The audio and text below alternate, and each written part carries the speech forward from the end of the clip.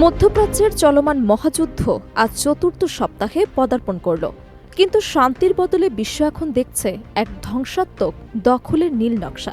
আজ ৩১ মার্চ ২০২৬ মার্কিন president Donald ট্রাম্পের একটি বিস্ফোরক সাক্ষাৎকার কাঁপিয়ে দিয়েছে তেহরান থেকে মস্কো। ট্রাম্পের সরাসরি ঘোষণা, তার মূল লক্ষ্য এখন ইরানের অর্থনীতির হৃৎপিণ্ড খাদ্যদ্বীপ।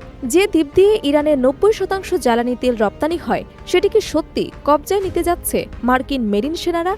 এই দ্বীপ দখল মানে কি বিশ্ববাজারের তেলের দাম $৫০০ ছাড়িয়ে যাওয়া? ট্রাম্পের এই অপারেশন খাদ্য কি ইরানকে পুরোপুরি দেউলিয়া করে দেওয়ার চূড়ান্ত ছক? গত ১ মাস ধরে চলা ড্রোন এবং মিসাইলের হামলার পর পরিস্থিতি যখন কিছুটা থিতিয়ে আসার কথা, ঠিক তখনই ফিনান্সিয়াল টাইমসকে দেয়া এক সাক্ষাৎকারে আগুনে ঘি ঢাললেন ডোনাল্ড ট্রাম্প। তিনি স্পষ্ট করেছেন যে তার নজর এখন ইরানের মানচিত্রের এক ছোট্ট কিন্তু অতি গুরুত্বপূর্ণ বিন্দু, খাদ্যদ্বীপের ওপর। ট্রাম্পের মতে ইরানকে থামাতে হলে কেবল আকাশ থেকে বোমা ফেলা যথেষ্ট নয়, বরং তাদের আয়ের উৎসটি নিজেদের নিয়ন্ত্রণে নিতে হবে।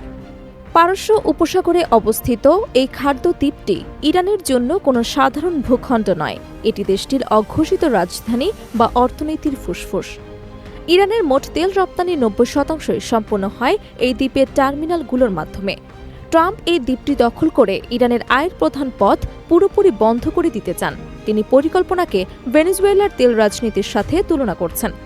বিশ্লেষকদের মতে খাদ্যদ্বীপ হাতছাড়া হওয়া মানেই ইরানের বর্তমান সরকারের পতন ঘণ্টা বেজে যাওয়া।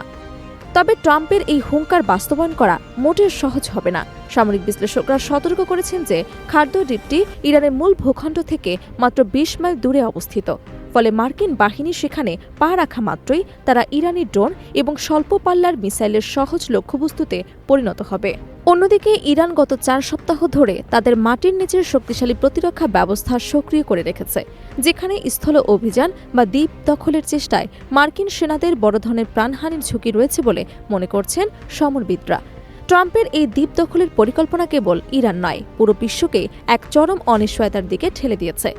রাশিয়ার পক্ষ থেকে ইতোমধ্যেই কড়া সতর্কবার্তা দেওয়া হয়েছে।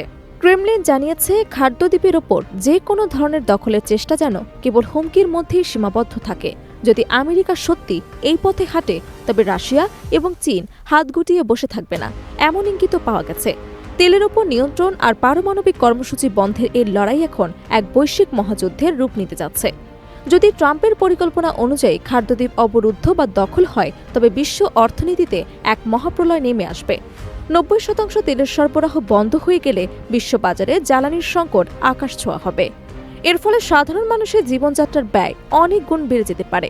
ট্রাম্পের আমেরিকা ফার্স্ট নীতি কি শেষ পর্যন্ত বিশ্বকে এক দীর্ঘস্থায়ী অর্থনৈতিক মন্দার দিকে নিয়ে যাবে? তেহরান এই হুমকির জবাবে তাদের সুইসাইড ড্রোন এবং হরমুজ প্রণালী বন্ধের হুঁশিয়ারিও দিয়ে রেখেছে।